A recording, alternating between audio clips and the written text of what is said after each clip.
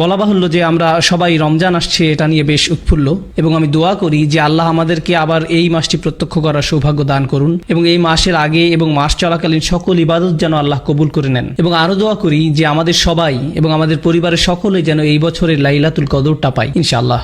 আমি আজকে আপনাদের সাথে কোরআনে কিভাবে রমজান নিয়ে আলোচনা করেছে তা আলোকপাত করতে চাই। বিশেষত এই আয়াতের মাঝে যত রত্ন লুকিয়ে আছে, আল্লাহর তরফ থেকে যে এই আয়াত কত উপহার দেওয়া হয়েছে তা গণনা করে শেষ করা যাবে না। আমি আপনাদের সাথে কিছু শেয়ার করতে চাই ইনশাআল্লাহ। কেন? কারণ আমি আপনাদের সবাইকে উৎসাহিত করতে চাই যেন এই রমজান হয় কোরআনের মাস, দুয়ার মাস, আর আপনারা যেন দুইটিকে একসাথে করতে পারেন ইনশাআল্লাহ। আমরা আলোচনা করব কিভাবে আমরা এই দুইটি একসাথে করব। যতবার আপনার সামনে হালাল উপার্জনের পথ আসে অথবা আরো অর্থ উপার্জনের উপায় আসে, সেটা হয়তো ঠিক হালাল নয়, তখন আপনি নিজেকে মনে করিয়ে দেন ওয়ালি তুকাব্বিরুল্লাহ, আল্লাহ এই অর্থ থেকে অনেক বড়, তাই আমি এটা করব না। প্রতিবার আপনি যখন ঘুমে থাকেন আর ফজরের আজান দেয়, শয়তান আপনাকে চেপে শুয়ে রাখতে চায়, শয়তান আপনাকে বলবে আরো 5 মিনিট, তখন আপনি নিজেকে বোঝান 5 মিনিট, আমি এখন প্রথম রাকাত ধরতে পারবো না, কোনো ব্যাপারই না, যখন ইচ্ছা তখনই ঘুম থেকে উঠে যাওয়া আমার জন্য কোনো ব্যাপারই না। এরপরে যে জিনিসটা আপনি জানেন সেটা হলো সকাল 10টা। যখন এরকম হয় তখন আপনি বলুন ওয়ালি তুকাব্বিরুল্লাহ, আল্লাহ আমার থেকে বড়, আমার ঘুমের থেকেও আল্লাহ বড়। এটার অর্থ এটাই, আল্লাহকে সবচেয়ে বেশি প্রায়োরিটি দেওয়া। আমার নিজের আকাঙ্ক্ষা, আমার নিজের সালা, আমার নিজের অলসতা, নিজের লালসা, নিজের ক্ষুধা, লোভ, এগুলো থেকেও আল্লাহকে বেশি প্রায়োরিটি দেওয়া জীবনে। এটাই হচ্ছে রমজানের ট্রেনিং। ওয়ালি তুকাব্বিরুল্লাহ আলা মা হাদাকুম ওয়া লাআল্লাকুম তাশকুরুন। আর আয়াতটি শেষ হলো এইভাবে যেন আমরা কৃতজ্ঞ হতে পারি। প্রশ্ন হলো কিসের জন্য কৃতজ্ঞ? আয়াত শুরু হয়েছে রমজান মাস, আর এই মাসেই কোরআন নাজিল হয়েছে, অর্থাৎ প্রথমে যে নিয়ামতের জন্য আমরা আল্লাহর কাছে কৃতজ্ঞ থাকবো সেটা কি? কোরআন। যেন আপনি কোরআনকে সত্যিকারের কদর করতে পারেন। এই দেখে ধরুন আমি আপনার বাসায় গেলাম আর আপনাকে একটা উপহার দিলাম, এই দেখো আমি এটা তোমার জন্য কিনেছি। আমি হয়তো আপনার জন্য ছোট একটা ক্রিস্টালের জিনিস কিনেছি। পাকিস্তানিরা আবার ক্রিস্টালের জিনিস খুব পছন্দ করে। আপনি বললেন বাহ, এটা তো খুব সুন্দর, ধন্যবাদ, তারপর দূরে ছুঁড়ে ফেলে দিলেন। এটা কি অপমানজনক নয়? আমি আপনাকে একটা উপহার দিলাম আর আপনি কি করলেন? আমার সামনেই ধন্যবাদ দিয়ে সেটা ছুঁড়ে ফেলে দিলেন। অথবা ধরুন আমি বললাম হেই, আমি তোমার জন্য একটা বই কিনেছি, মনে হয় তুমি পছন্দ করবে। আপনি এক টুকরো কাপড় নিলেন এবং সেটাকে পেঁচিয়ে একেবারে ফ্রিজের উপরে তুলে রাখলেন। আমি এইভাবে রাখার জন্য আপনাকে বইটি দেইনি। কেন দিলাম বইটি আপনাকে? যেন আপনি এটা পড়তে পারেন। আপনি এই উপহারের জন্য সন্তুষ্ট নন, বুঝলেন? আল্লাহ বলছেন যেন তোমরা কৃতজ্ঞ হতে পারো, যেন আপনি এমনভাবে কোরআন কদর করতে পারেন যেমন আপনি আগে করেননি। রমজান যখন শেষ হয়ে যাবে তখন মনে হবে আপনি কোরআনের সাথে একটা নতুন সম্পর্ক গড়লেন। আপনি এটাকে কখনোই আর সরিয়ে রাখতে পারবেন না। সব সময় মনে হবে এর থেকে আরো কিছু জানতে হবে। আল্লাহ আমাদেরকে তার সাথে যোগাযোগের একটা সরাসরি লিঙ্ক দিয়েছেন। অন্য কোনো ধর্মে সেটা নেই, অন্য কোনো ধর্মে নেই। সালাতে আমরা যেটা অনুভব করি সেটা হচ্ছে আল্লাহর সাথে সরাসরি যোগাযোগ। আক্ষরিক অর্থেও সালাতের অর্থ হচ্ছে যোগাযোগ, আক্ষরিক ভাবেও এটা যোগাযোগই বোঝায়। আর আল্লাহর যে কালাম আমরা সালাতে পড়ি তা দিয়ে হয় আমাদের সেই যোগাযোগ। এটা হচ্ছে আসমান থেকে জমিনে আল্লাহর প্রসারিত একটি দড়ি। আপনি সব সময় চাইবেন আরো বেশি পড়তে। কোরআনের সাথে আপনার যোগাযোগ যত বেশি হবে, আল্লাহর সাথে আপনার যোগাযোগ তত ভালো হবে। কোরআনের সাথে আপনার যোগাযোগ যত কম হবে, আল্লাহর থেকে আপনি তত দূরে সরবেন। এটা একটা প্রতিষ্ঠিত সত্য। আমাদের পুরো জীবনের একটা লক্ষ্য থাকতে হবে যে আমরা যেন এই বইয়ের আরো কাছে যেতে পারি। আর কেউ কখনোই বলতে পারে না যে তার কোরআনের কাছাকাছি, কেউ না। এটা এমন একটি সমুদ্র যা শেষ হবার নয়। আমি বলতে পারবো না আলহামদুলিল্লাহ এই লেকচার আপনাদের জন্য, আমার জন্য নয়। আসলে আগে আমার নিজের জন্যই, তারপরে আপনাদের জন্য বলছি আমি। কারণ আপনি যত গভীরে যাবেন যে আমি তো কিছুই জানি না, আমার আরো দরকার, আরো। এখন আসছে দুয়ার আয়াতটি, সুবহানাল্লাহ। এর প্রত্যেকটি শব্দ প্রথমে শুরু করি ইযা দিয়ে। ওয়া ইযা সাআলাকা ইবাদি আন্নি, অর্থাৎ ইজা দিয়ে শুরু হয়েছে। ইজা অনুবাদ করা হয় যখন, আরবি এবং ইংলিশ দুইটাতেই একটা পার্থক্য আছে, যখন এবং যদির মাঝে। আমি চাই যে আপনারা যখন এবং যদির পার্থক্যটা বুঝুন। যদি এর আরবি হচ্ছে ইন। আল্লাহ বলেননি যে যদি আমার বান্দা আপনাকে জিজ্ঞেস করে আমার ব্যাপারে, বরং বলেছেন যখন জিজ্ঞেস করে। ধরুন একজন মায়ের কথা যার ছেলে আর্মিতে গেছে এবং সে যুদ্ধও গেছে, অনেক দিন মায়ের সাথে কোনো যোগাযোগ নেই, কোনো কল বা ইমেইল কিছুই না। মায়ের তো অবশ্যই ছেলের কথা মনে পড়বেই। মা কি বলবে? যখন আমার ছেলে আসবে তখন আমি খুশি হব, নাকি বলবে যদি আমার ছেলে আসে আমি খুশি হব? সে বলবে যখন আমার ছেলে আসবে তখন আমি খুশি হব। বলেন যখন। আপনি তখন যদি বলেন না, বলবে না যে যদি ছেলে আসে তাহলে আমি খুশি হব। কারণ সে যদি বলে যে যদি আমার ছেলে আসে তাহলে আমি খুশি হব, এর অর্থ সে এটা মেনেই নিয়েছে যে তার ছেলে মরে যাবে। কিন্তু যদি বলে যখন, তার মানে সে আশা করছে যে সে ফেরত আসবে। যখন আপনি কাউকে হারিয়ে ফেলেন আর আপনি চান যে তারা ফিরে আসুক, আপনার অন্তর এটা মেনেই নিতে পারবে না যে সে আসবে না। আপনি তখন যদি বলেন না, বলেন যখন। আল্লাহ বলছেন যখন আমার দাস তোমাকে জিজ্ঞেস করবে। উনি বলেননি যদি আমার দাস তোমাকে জিজ্ঞেস করে। কেন?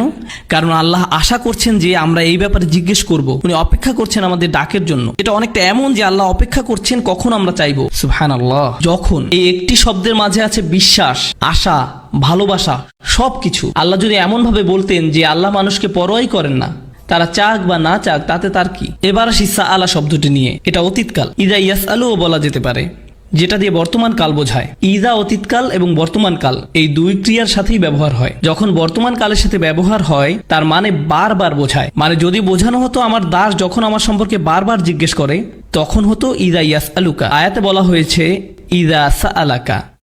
এটা অতীতকালের ক্রিয়া, শুধু কোনো কিছু একবার হয়েছে সেটাই বোঝায়। এর মানে আল্লাহ বোঝাচ্ছেন আমি আমার দাসের জন্য অপেক্ষা করছি, সে যদি একবারও আমার কাছে চায়। আমি অনেকবারের জন্য না, তার একবার ডাকের জন্যই অপেক্ষা করছি। এরপর বলছেন সাআলাকা, তারা আপনাকে, রাসূল সাল্লাল্লাহু আলাইহি সাল্লামকে জিজ্ঞেস করবে। কোনো সাহাবী বলতেন যে আমি আল্লাহ সম্পর্কে আরও জানতে চাই। তো কাকেই জিজ্ঞাসা করবেন? কাকেই জিজ্ঞাসা করবেন? রাসূল সাল্লাল্লাহু আলাইহি সাল্লামকে। এরপর আল্লাহ বলছেন সাআলাকা ইবাদি, বলেননি যে সাআলাকা হাউলা, সাআলাকাল্লাযীনা আমানু, যারা বিশ্বাস করে তারা জিজ্ঞেস করলে, সাআলাকাল মুমিনুন, মুমিন বান্দারা জিজ্ঞেস করলে, সাআলাকাল মুসলিমুন আসহাবু। তিনি বলছেন ওয়া ইযা সাআলাকা ইবাদি, আমার দাসেরা, আমার দাসেরা। উনি বলেননি যে ইবাদুনা বা ইবাদাল্লাহ, বলেছেন ইবাদি। শেষের এই ই দিয়ে বোঝায় আমার দাস। আল্লাহ কোরআনে সে, আমরা, আমি এগুলো ব্যবহার করেছেন বিভিন্ন সময়। আমি, কখনো উনি আমি ব্যবহার করেন, কখন উনি আমি ব্যবহার করেন যখন হয় উনি বেশি ভালোবাসা দেখান অথবা বেশি রাগ প্রকাশ করেন। শুধু এই দুই প্রেক্ষাপটে। আপনি যদি কোরআনের একটি আয়াত পড়েন যাতে আমি ব্যবহার করেছে, সেক্ষেত্রে দেখবেন হয় আল্লাহ অসম্ভব ভালোবাসা দেখিয়েছেন অথবা প্রচণ্ড রাগ দেখিয়েছেন। সাধারণ কোনো ক্ষেত্রে সেরকম হয়নি। এটা হচ্ছে এমন আয়াত যাতে অসম্ভব ভালোবাসা দেখিয়েছেন। তাই উনি বলছেন ইবাদি, ইবাদুনা বলেননি, আমার দাস বলেছেন। আমরা অনেক সময় আমাদের কাছের কেউ দূরে থাকলেও বলি আমার ভাই, আমার বোন, আমার বাবা, আমার মা। এর মানে এই না যে আপনি ওদের মালিক। এ দিয়ে তাদের প্রতি আপনার ভালোবাসাটার প্রকাশ পায়। যখন আপনি কারোর জন্য ব্যবহার করেন, এক্ষেত্রে তারা হচ্ছে আল্লাহর দাস। এমন হতে পারে এরা হয়তো আল্লাহর ইবাদতই করেনি। এখন তারা কার কাছে জিজ্ঞেস করেছিল? দেখি আপনাদের মনোযোগ কেমন আছে। তারা কি আল্লাহর কাছে সরাসরি জিজ্ঞেস করেছিল নাকি রাসূলুল্লাহ সাল্লাল্লাহু আলাইহি সাল্লামের কাছে জিজ্ঞেস করেছিল? তারা রাসূল সাল্লাল্লাহু আলাইহি সাল্লামের কাছে জিজ্ঞেস করেছিল। এখন আমি অর্থটা আবার বলি, যখন তারা আমার সম্পর্কে জিজ্ঞেস করে তাহলে তাদেরকে বলো আমি নিকটে। আয়াতে কিন্তু বলা হয়নি তাদেরকে বলো, আয়াতে বলেছে ফাইন্নী করিব। যখন তারা আমার সম্পর্কে জিজ্ঞাসা করে তখন আমি একদম কাছে, তখন আমি একদম কাছে। কোন জিনিসটা বলা হয়নি? তাদেরকে বলো ফাকুল্লাহুম ইন্নী করিব। কিন্তু এখানে কোনো ফাকুল্লাহুম নেই। কেন? লোকজন রাসূলুল্লাহ সাল্লাল্লাহু আলাইহি সাল্লামের কাছে জিজ্ঞেস করতে এসেছিল। হয় না আমাদের সময় লোকজন আলেমদের কাছে গিয়ে জিজ্ঞেস করে আল্লাহ কি আমার দোয়া শুনবে? আমার অনেক ভুল হয়, আমার অনেক নামাজ বাদ গেছে, আল্লাহ কি তারপরও আমার দোয়া শুনবে? আল্লাহ কি আমাকে জাহান্নামে নিক্ষেপ করবে? এগুলো মানুষ আলেমদেরকে জিজ্ঞেস করে। আর এই ক্ষেত্রে সাহাবীরা রাসূলুল্লাহ সাল্লাল্লাহু আলাইহি সাল্লামকে জিজ্ঞেস করেছিলেন। আল্লাহ নিজেই সরাসরি উত্তর দিলেন। উনি রাসূলুল্লাহ সাল্লাল্লাহু আলাইহি সাল্লামকে দিয়ে নয়, বরং উনি আপনার সাথে, আমার সাথে সরাসরি কথা বলা শুরু করলেন। আমি এত কাছে যে আমি তোমার সাথে কথা বলছি। আমি এমনকি রাসূল সাল্লাল্লাহু আলাইহি সাল্লামকেও বলছি না যে তোমার সাথে কথা বলতে, আমি সরাসরি তোমার সাথে কথা বলবো। এখানেই কোরআনের সৌন্দর্য। লোকজন রাসূলুল্লাহ সাল্লাল্লাহু আলাইহি সাল্লামের কাছে জিজ্ঞাসা করতে আসলো, আর আল্লাহ বলেননি যে আপনি ওদেরকে গিয়ে বলুন, বরং উনি ঠিক করলেন যে উনি নিজেই বলবেন আমি খুব কাছে। তুমি আমাকে বিশ্বাস করো না কেন? আমি বললাম তুমি বিশ্বাস করো না? বললাম ইন্নি শব্দটার কারণে। ইন্নি মানে বাংলায় অবশ্যই, কোনো কিছু নিঃসন্দেহে বোঝাতে ইন্নি শব্দ ব্যবহার হয়। তাই কেউ যদি কোনো ব্যাপারে সন্দেহ পোষণ করে তখন ইন্না ব্যবহার করা হয়। এখানে আল্লাহ বলছেন কখনোই আমি কাছে নেই এই সন্দেহও করো না। কেন তুমি সন্দেহ করছো যে আমি কাছে নেই? কেন তুমি ভাবছো যে আমি তোমার থেকে দূরে সরে যাব? তুমি আমার থেকে দূরে সরে গেছো, আমি না, তুমি সরেছো। তুমি আমার অবাধ্য হয়েছো, তুমি আমাকে ভালোবাসা বন্ধ করেছো। আমি কখনো তোমাকে ভালোবাসা বন্ধ করিনি। তুমি দূরে সরেছো, আমি সবসময় কাছে ছিলাম। আবার করিব শব্দটাও, করিব হচ্ছে ইসমে সিফা, যার অর্থ আমি সবসময় আছি। পুরো বাক্যটা দ্বারা অবশ্যই আমি সবসময় আছি, কাছেই। আমার দাস এটা জানুক। আরেকটা ব্যাপার হচ্ছে আর কতগুলো নাম আছে? অন্তত 99টা। কত সুন্দর সুন্দর নাম আল্লাহর। তাই যখন মানুষ জিজ্ঞেস করলো আল্লাহ সম্পর্কে, তখন তাদেরকে আল্লাহর কোন নামটা বলা সবচেয়ে বেশি জরুরি? ওনার কোন গুণটা? যে উনি একদম কাছেই। কেন? কারণ যখন উনি কাছে আছেন আমাদের জন্য ওনার সাথে কথা বলা সহজ হয়। কেউ যখন দূরে থাকে তখন আমরা তার সাথে কথা বলি না, আর কেউ যখন কাছে থাকে আপনি তার সাথে কথা বলতে পারেন।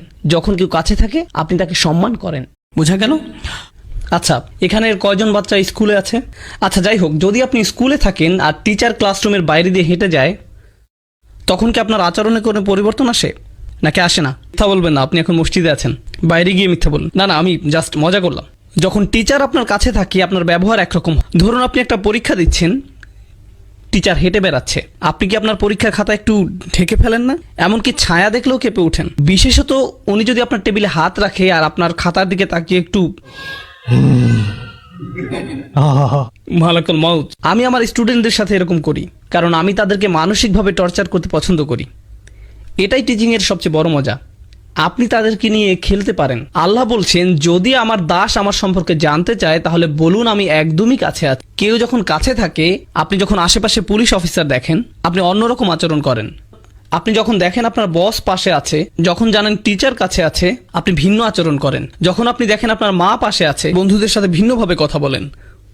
যখন সে অন্য রুমে যায়, তখন হয়তো আপনি আপনার বন্ধুর মুখে ঘুষি মেরে দেন। এই ধরনের কিছু করেন। যখন আপনি অনুধাবন করবেন যে আল্লাহ নিকটে, তখন আপনি সব সময়ের জন্য একদম ভিন্ন মানুষ হয়ে যাবেন, কারণ উনি সব সময় কাছে। এখন উনি যদি সবচেয়ে কাছেই হন, এরপর উনি কি বলছেন? উজিবু। উজিবু আরবিতে আজাবা মানে উত্তর দেওয়া। এছাড়াও আরেকটা শব্দ আছে ইস্তেজাবা। কোরআনের অন্য এক জায়গায় আল্লাহ বলছেন ফাস্তাজাবা লাহুম রব্বুহুম। তিনি আজাবা লাহুম বলেননি, তিনি বলেছেন ফাস্তাজাবা লাহুম। তাদের প্রভু তাদের ডাকে সাড়া দেন। দেখা যাচ্ছে দুইটা শব্দ আছে আরবিতে, আজাবা আর ইস্তেজাবা। আজাবা আর ইস্তেজাবা। আজাবা দিয়ে বোঝায় যেটা সাথে সাথে হবে। যখন আপনি কোনো দেরি করা ছাড়াই কাউকে জবাব দেন, সেটাকে বলা হয় ইজাবা। আর যখন আপনি সময় নিয়ে জবাব দেন, সেটাকে বলা হয় ইস্তেজাবা। আল্লাহ বলছেন উজিবু, এর মানে উনি কিভাবে দোয়ার উত্তর দেন? সাথে সাথে, কারণ উনি সব সময় কাছে। কেউ কেউ দোয়া করে আর বলে কখন আল্লাহ জবাব দিবেন, কখন আল্লাহ সাহায্য আসবে, আমি অসুস্থ, কখন আল্লাহ আমাকে সুস্থ করবেন, আমি চাকরি পাচ্ছি না, কখন আল্লাহ চাকরি দিবেন, আমার বিয়ে হচ্ছে না, কখন আল্লাহ আমার বিয়ে দিবেন, আমার মা একের পর এক বিয়ের প্রস্তাব নাকচ করছেন, কখন আল্লাহ তার অন্তরটা পরিবর্তন করবেন, এর নাক লম্বা, তার চোখ বেশি ছড়ানো, এ জানে না কিভাবে ঠিকমতো চা বানাতে হয়, এসব করে আমার বিয়ে হচ্ছে না, আমার মা সব নষ্ট করে দিচ্ছে, ইয়া আল্লাহ কেন আমার মা এরকম। আর আল্লাহ কি বলছেন? তিনি কখন সেটার জবাব দিবেন?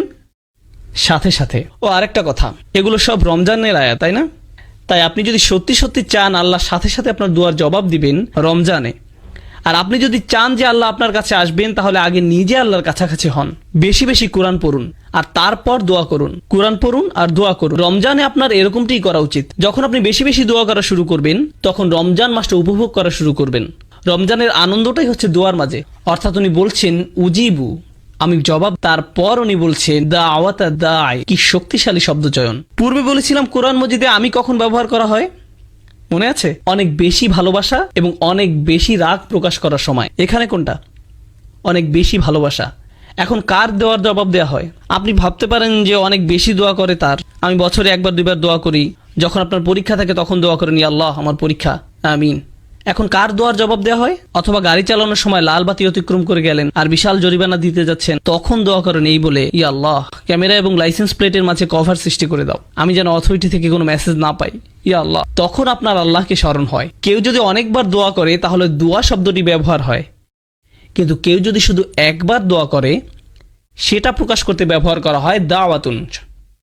দাওয়াত শব্দটি শেষে তা মারবুতা নির্দেশ করে যে এটা একমাত্র একবার ঘটে।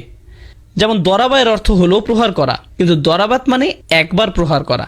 আকালা মানে খাবার, কিন্তু আকালা অর্থ একবারের খাবার।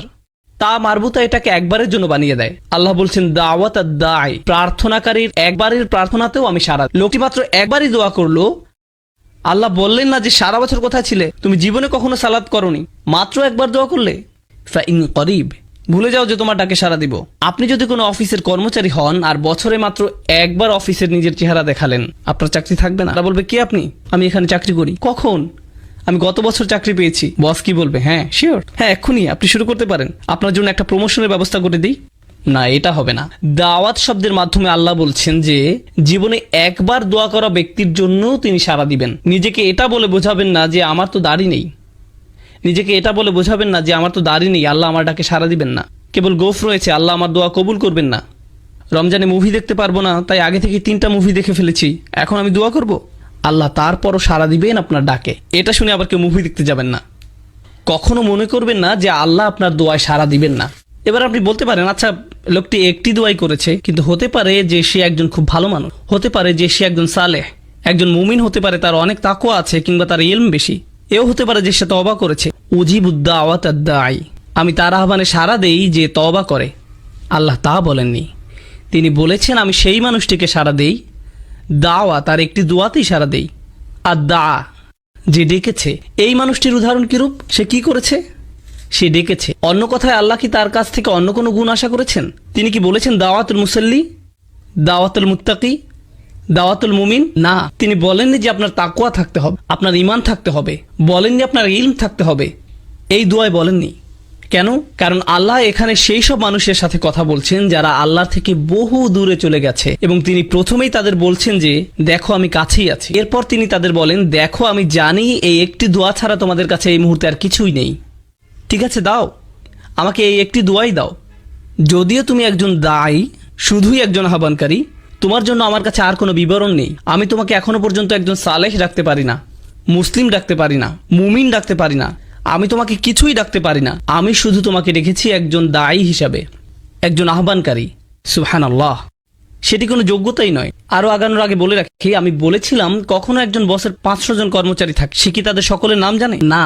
বিশেষ করে সেই কর্মচারীকে যে তাকে পুরো জীবনে মাত্র একটি ইমেইল করেছে, একটি ইমেইল, কিভাবে সে তাকে মনে রাখবে? কর্মচারীটি যদি তাকে টেক্সট মেসেজ পাঠায়, সে জানবে না নাম্বারটি কোথা থেকে এসেছে। আল্লাহ বলেননি উজিবুদ্দা আওয়াতাদ দাইন, তিনি বলেছেন উজিবুদ্দা আওয়াতাদ দাই। এই শব্দটির মধ্যে থাকা আলিফলাম তাকে মারিফা বানিয়ে দেয়, অর্থাৎ যথাযথ এবং নির্দিষ্ট করে দেয়।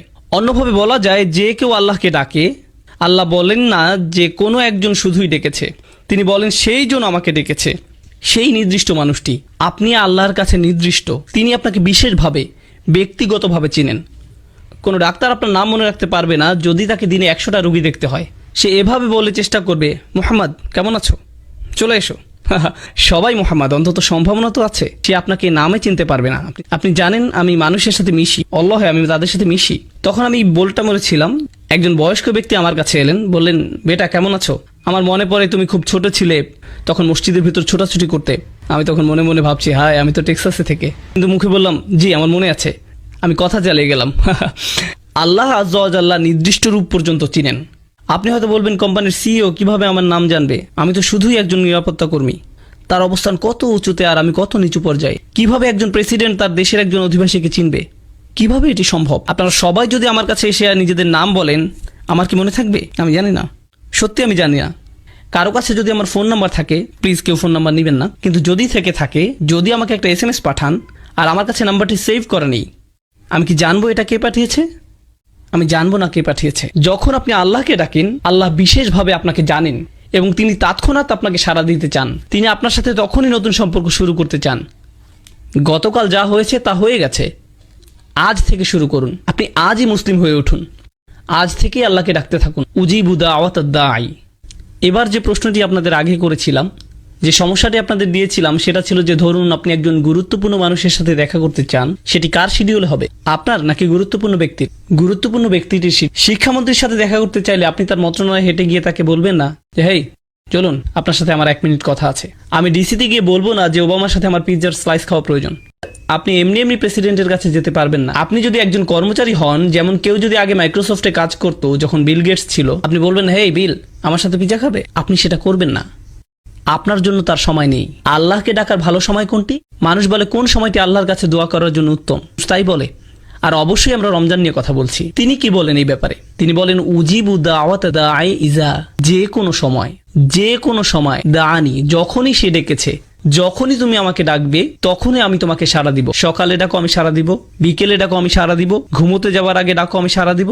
সুবহানাল্লাহ। সম্পূর্ণ আয়াত নয়, এটি আয়াতের প্রথম অংশ। আমি তোমাকে সাড়া দিব যখনই তুমি আমাকে ডাকবে, এটি আল্লাহর আহ্বান। এটা কিভাবে হয় যে আমরা এই আহ্বানকে উপেক্ষা করে যাই? কিভাবে একজন মানুষ আল্লাহর বাণী শুনে দোয়া না করে থাকতে পারে? আমি বুঝতে পারি না। তারপর তিনি বলেন এতক্ষণে আমি তোমাকে আহ্বান করলাম, আমার আহ্বান হলো আমি তোমার কাছেই আছি, আমি যে কোনো সময় তোমার ডাক শুনতে প্রস্তুত। যদিও তুমি একবার দোয়া করো, তারপরও আমি তোমার কথা শুনবো। দোয়া ছাড়া তোমার আর কোনো ইসলামিক গুণ না থাকলেও আমি তা। তবে তোমার কি করা উচিত? আল্লাহ আপনার জন্য এত সব করছেন, আপনি তার জন্য কি করবে? তিনি বলেন ফালিয়াস্তাজিবু লি। আগে 2টা শব্দের কথা বলেছিলাম, আজাবা আর ইস্তেজাবা। ইস্তেজাবা মানে হলো উত্তর দেওয়ার চেষ্টা করা। কেউ আমাকে বললো ভাই আপনার সাথে লাঞ্চ করতে চাই, আমি বলবো আমি সময় বের করতে চেষ্টা করব। আমি জানি না আমি এটা পারবো কিনা। চেষ্টা করার মানে আপনি সফল হতেও পারেন, আবার ব্যর্থও হতে পারেন। আল্লাহ বলেন ফালিয়াস্তাজিবু লি, তাদের অন্তত আমাকে সাড়া দেওয়ার চেষ্টা করা উচিত। তোমরা আমার কাছে কিছু জিনিস চাইছো, আল্লাহ বলেন, তোমরা আমার কাছে ভালো চাকরি চাইছো, স্বাস্থ্য কামনা করছো, তোমাদের সন্তানদের নিরাপদে রাখতে বলছো, তোমাদের বাবা মায়ের জন্য আমার কাছে চাইছো, একটা বাড়ি চাইছো, তোমরা আমার কাছে সব কিছু চাইছো, আমিও তোমাদের কাছে কিছু আশা করছি। আমার চাওয়া বিষয়গুলোর ব্যাপারে তোমরা কি করবে? ফালিয়াস্তাজিবু লি, তাদের উচিত আমার ডাকে সাড়া দেয়া, তাদের উচিত আমাকে সাড়া দেয়া। এখন ব্যাপারটি হলো ফাতিহায়, সূরাতুল ফাতিহা, আমরা আল্লাহর কাছে কি চাই কেউ জানেন? আমরা চাই পথ প্রদর্শন, কিন্তু আল্লাহ আমাদের কাছে কি চান? ইবাদাহ। ইয়াকা নাবুদু ওয়া ইয়াকা নাস্তাঈন। নাস্তাঈন মানে আমরা সাহায্য চাই, কিন্তু আল্লাহর কাছে কিছু চাইবার আগে আমরা তার জন্য কি করব। আমরা তার জন্য কি করব? ইয়াকা নাবুদু, তিনি আমাদের জন্য কি করবেন? ইস্তিআনা, তিনি আমাদের সাহায্য করবেন। তাহলে আপনি আল্লাহর জন্য কি করবেন সেটা প্রথমে আসা উচিত, আর দ্বিতীয়ত আসবে আপনি নিজের জন্য যা চান। কিন্তু রমজানের এই আয়াতগুলোতে তিনি বলেন, আমি তোমাকে সাড়া দিব যখনই তুমি আমাকে ডাকবে। এরপরে তিনি বলেন, তোমার উচিত আমাকে সাড়া দেয়া। তিনি বলেননি আমাকে সাড়া দিলে পরে আমি তোমাকে সাড়া দিব। সুবহানাল্লাহ। এমনকি তিনি নিজেকে দ্বিতীয় পজিশনে রেখেছেন, এবং এই আয়াতে প্রথমে রেখেছেন আপনাকে আর আমাকে, তিনি নিজেকে রেখেছেন দ্বিতীয় পজিশনে। ফালিয়াস্তাজিবু লি, তাদের উচিত আমার প্রতি সাড়া দেয়া, খাঁটে ঈমান আনা, আমাকে প্রকৃত রূপে বিশ্বাস করা তাদের উচিত। লাআল্লাহুম ইয়ারশুদুন, যাতে তারা সরল পথে পরিচালিত হতে পারে, তারা যেন নিজেদের বদলে নিতে পারে। সুবহানাল্লাহ। রমজানের এই কিছু আয়াত আপনাকে পরিবর্তন করে দিতে পারে, রমজান সম্পর্কে আপনার দৃষ্টিভঙ্গি সম্পূর্ণ বদলে দিতে পারে। আমরা যদি এই কয়েকটি আয়াতই শুধু অনুধাবন করি, এদের প্রতিফলন ঘটাই, তবে কোরআনের সাথে, দোয়ার সাথে, আল্লাহর সাথে আপনার যে সম্পর্ক তৈরি হবে তা রমজানের পরবর্তীকালীন সময়ের জন্যও সম্পন্ন হয়ে যাবে। এই সকল জিনিস আপনার অন্তরে গেঁথে দিতে হবে। আলোচনার শেষে আমি আপনাদেরকে কিছু বাস্তব পরামর্শ দিতে চাই। এখন আমি কিছু বাস্তব চিত্র তুলে ধরতে চাই, যে জিনিসগুলো আপনাদেরকে খুঁজে বের করতে হবে। রমজান মাস থেকে আমরা আসলে কি পেতে চাই, রমজান মাস থেকে আমরা আসলে যেটা পেতে চাই। রোজা রাখার উদ্দেশ্য হচ্ছে তাকওয়া অর্জন করা, আর রমজান মাসের উদ্দেশ্য হচ্ছে তিনটি। 30 দিনের ট্রেনিং শেষ করা, আল্লাহর মহত্ব ঘোষণা করা, আল্লাহর কৃতজ্ঞতা প্রকাশ করা। ওয়ালিতুকাব্বিরুল্লাহ আলা মা হাদাকুম ওয়ালিতুকমিলুল ইদ্দাহ ওয়ালিতুকাব্বিরুল্লাহ আলা মা হাদাকুম কুম তাশকুরুন। রমজানের 3টি গোল। এখন আমি আপনাদেরকে বলি তাকওয়ার পথে মূল বাধা কি হতে পারে। আপনারা যেখানে বাস করছেন, যেমন কাতার, দুবাই, খালিজ, আরব বিশ্ব বা মুসলিম বিশ্বের মাঝে, আপনার জন্য, আপনার সন্তানের জন্য সবচেয়ে ভয়ের ব্যাপার হচ্ছে বস্তুবাদ। এটাই সবচেয়ে বড় ভয়। আপনি আর আপনার সন্তান গাড়ি বলতে অজ্ঞান, ব্র্যান্ডের কাপড়, ব্র্যান্ডের ফোন, ইলেকট্রনিক পণ্য, নতুন মুভি, নতুন নামানো গান, মার্কেটে ঘুরে বেড়ানো, এইসব জিনিস নিয়ে আপনি ডুবে আছেন। আপনার পুরো জীবনের অর্থই এগুলো, আর কিছু নয়। আর এটাই দুঃখজনক, কারণ আল্লাহ সাক্ষী, এই উম্মার তরুণরা হচ্ছে সবচেয়ে সম্ভাবনাময়। যখন এই উম্মার তরুণরা কোরআনকে অন্তরে ধারণ করবে, তারা দুনিয়া পাল্টে দিতে পারবে। সত্যি দুনিয়াটা তখন অসম্ভব সুন্দর একটা জায়গা হবে, যদি শুধু এই উম্মার তরুণরা জাগতে পারে। কিন্তু উম্মার তরুণ প্রজন্ম iPhone 5, Samsung Galaxy, iPad, Facebook নিয়েই বুঁদ হয়ে আছে। এই জিনিসগুলোই খুব ভালো কাজেও ব্যবহার করা যায়, কিন্তু মনে রাখতে হবে এই জিনিসগুলো এক একটা অভিশাপে পরিণত হতে পারে। তলোয়ার শত্রুর দিকে তাক করে রাখলে সেটা ভালো, কিন্তু নিজের দিকে তাক করে রাখা খারাপ। এটা একদম সত্যি। এই জিনিসগুলো খুবই ভালো জিনিস। আমি কতবার ফেসবুক ব্যবহার করেছি জানেন? একবারও না। হ্যাঁ, সেখানে আমার ছবি আছে, আমার উক্তিও হয়তো আছে, কিন্তু আমি নিজে কখনো সেটা ব্যবহার করিনি। মাঝে মাঝে কেউ বলে, ব্রাদার আপনি কখনো টুইটারে জবাব দেন না। আমি বলি, আমি সুন্নাহ পালন করার চেষ্টা করি যাতে মানুষের উপকারে আসে এমন কিছু বলতে, কিন্তু মানুষের সাথে অনলাইনে কথোপকথনে জড়াই না। আমাদের আরো গুরুত্বপূর্ণ কথোপকথন আছে আল্লাহর সাথে। আসলে কি আপনারা এত কথা চালাচালি করার সময় আছে? এত সময় কোথা থেকে আসে যে একটা ইউটিউবে ভিডিও নিজের সব কমেন্ট পড়ে বসে আছেন? কোথায় পান এত সময়? আমি অবাক হয়ে যাই। তাই আমাদের নিজেদেরকে আগে এসব থেকে বের হয়ে আসতে হবে। বিশেষত রমজানের সময় আমাদের যত সম্ভব এসব গ্যাজেট থেকে দূরে থাকতে হবে। আপনার ফোনের গেমস অ্যাপসগুলো মুছে ফেলুন। রমজানের সেগুলো মোবাইল থেকে সরিয়ে ফেলুন। আপনি হয়তো বলবেন, ঠিক আছে আমি পরে আবার ডাউনলোড করব। তাও করুন। বোনেরা, এখনই ফেসবুক থেকে বের হন। আমি দেখছি না, কিন্তু যাই হোক, বের হন ফেসবুক থেকে। আপনাদের ডিভাইস থেকে নিজেকে দূরে রাখুন। এটা আপনাকে করতেই হবে।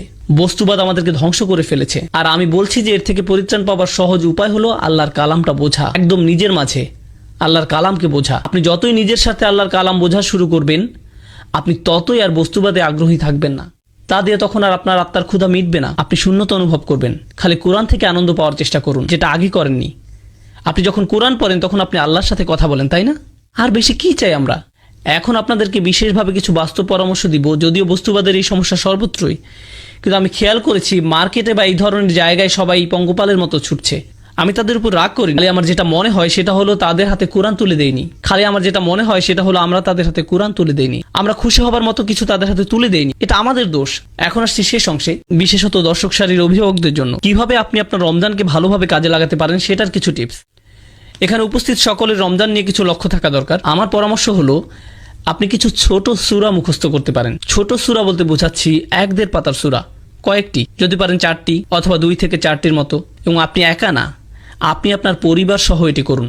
আপনার সন্তানরা করুন, স্ত্রী করুক, স্বামী করুক, যে আগে করবে সে 200 রিয়াল পাবে। এখন দেখা যাবে বাবাই সবার আগে করে ফেলবে, কিন্তু যাই হোক করুন, কোরআন মুখস্থ করুন পরিবার হিসাবে।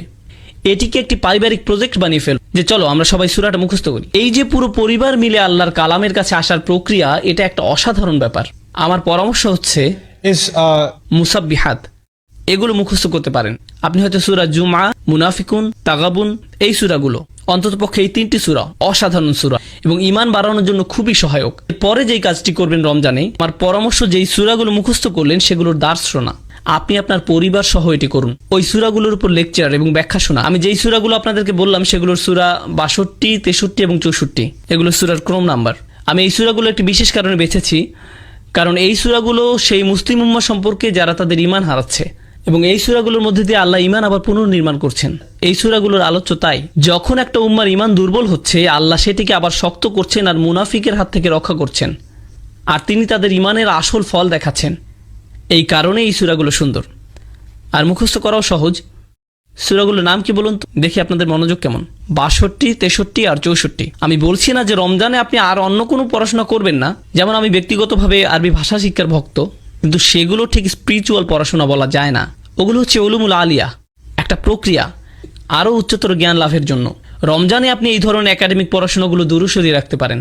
সেই জিনিসের উপর আপনার সবচেয়ে বেশি মনোযোগ থাকবে, তাহলে এমন কিছু যা আপনাকে আল্লাহর কাছে নিয়ে যাবে সরাসরি। সাথে সাথে তাফসির স্টাডি করুন। তাই আপনি যদি আরবি ভাষার ছাত্র হয়ে থাকেন, রমজানে আপনি আরবি না পড়ে কোরআন পড়ুন।